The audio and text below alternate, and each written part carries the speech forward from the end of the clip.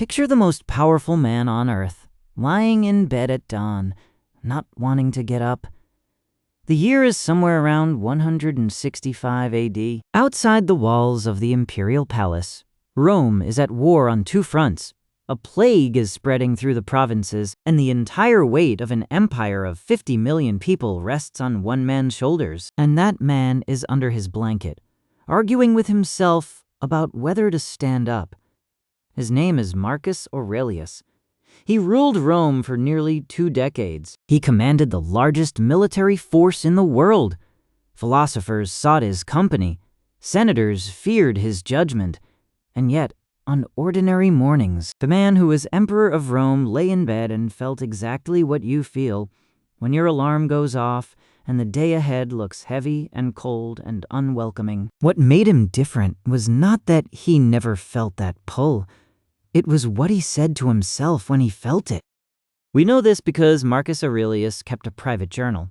He never intended it to be published. It was not a record of his victories or a political document or a philosophical treatise meant for audiences. It was a set of notes he wrote to himself to remind himself how to live day after day in conditions that would break most people. We call it the Meditations today, and it is one of the strangest books in history because it is essentially a man talking himself into being a good person over and over again for years. And inside it, buried in Book 5, is something remarkable. A description of what goes through his mind when he does not want to wake up. A 2,000-year-old internal monologue that sounds almost word for word, like the conversation you have with yourself on the hardest mornings. Here is what most people get wrong about Stoicism. They think it is about suppressing how you feel, about training yourself to be cold and unmoved. But that is not what Marcus Aurelius was doing at all.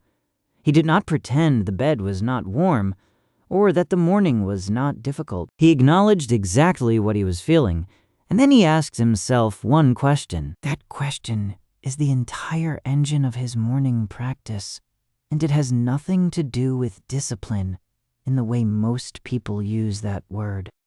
In the Meditations, Book 5, Section 1, he wrote this: "In the morning when thou risest unwillingly, let this thought be present. I am rising to the work of a human being.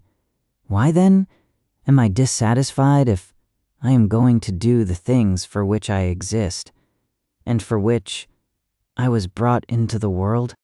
Read that again, slowly. He is not telling himself to be tougher. He is not giving himself a pep talk about greatness or productivity or success. He's asking the most basic possible question. Why am I resisting something that is simply the work I was made to do? That single reframe changes everything. The problem is not the cold floor or the early hour. The problem is that in that half-awake moment, he has temporarily forgotten what he is for, and the question reminds him.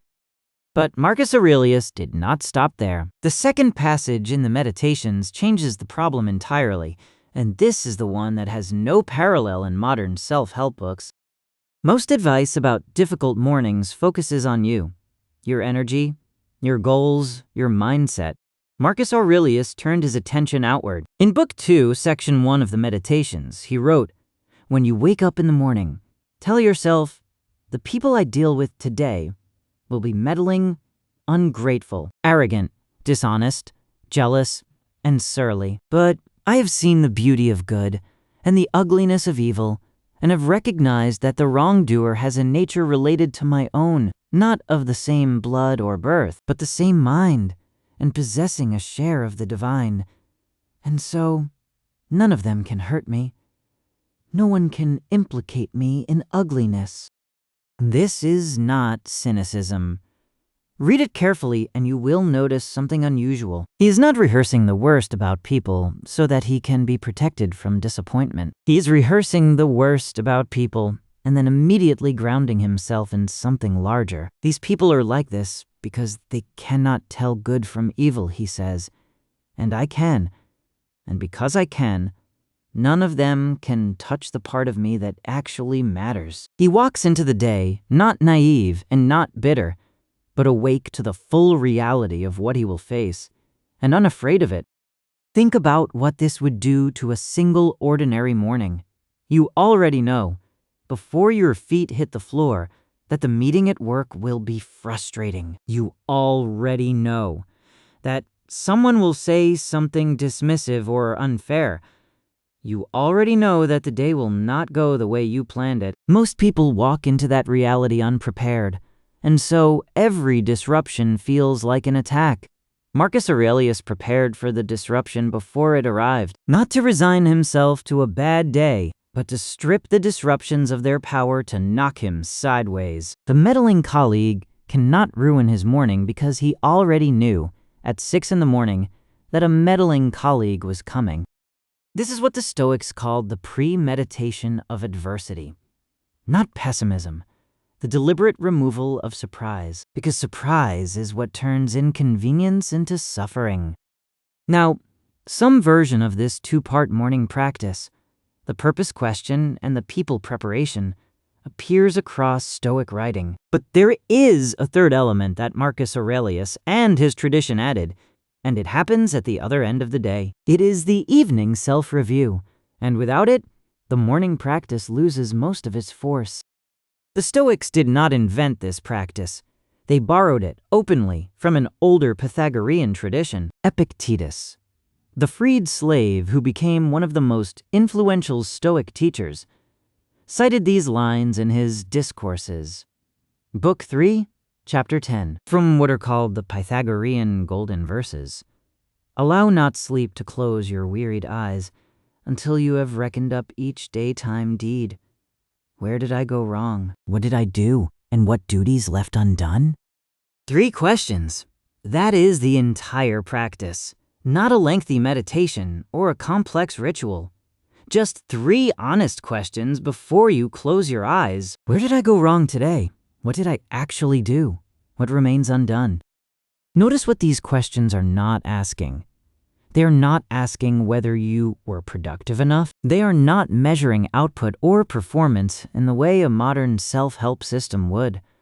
They are asking about character, about whether you acted like the person you said you wanted to be this morning when you asked yourself why you were getting out of bed at all. The evening review closes the loop the morning opened.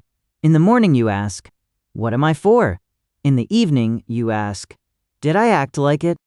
What makes this routine survive 2,000 years is that it does not require belief in any particular philosophy. It does not require you to have read the Meditations or to agree with everything the Stoics said. It requires only that you believe your days have some direction, some purpose that is at least partly yours to define, and that you are willing to check, briefly, whether you move toward that purpose today or away from it. Marcus Aurelius was, by most accounts, not a naturally disciplined man. The Meditations reveals someone who struggled constantly with distraction, with anger, with the temptation to simply coast on his position and comfort. He used this practice not because it came easily to him, but because he needed it. He was arguing himself into virtue, day after day, using the only tool he fully trusted, his own reason, applied honestly to his own life. The complete routine, stripped to its bones, looks like this. In the morning, before the noise of the day arrives, ask yourself one question. What is the work I exist to do? And am I about to do it? Then spend 30 seconds preparing for the specific people and situations you know you will face. Not to dread them, but to face them already steady. And in the evening before sleep, run 3 questions through your day. Where did I go wrong? What did I do? What is still left undone? No alarm system, no journal required, no app, just reason turned briefly on yourself twice a day. The most powerful man in the world found that enough. More than enough, in fact. He found it the difference between a life lived on purpose and a life simply happening to him. If this gave you something useful, subscribe, because every week we take one Stoic idea and show exactly why it still holds up. In the next video, we look at a practice Marcus Aurelius called the most important of all. the memory that you could leave life at any moment, and how that single thought, when used correctly, cuts through procrastination in a way nothing else does.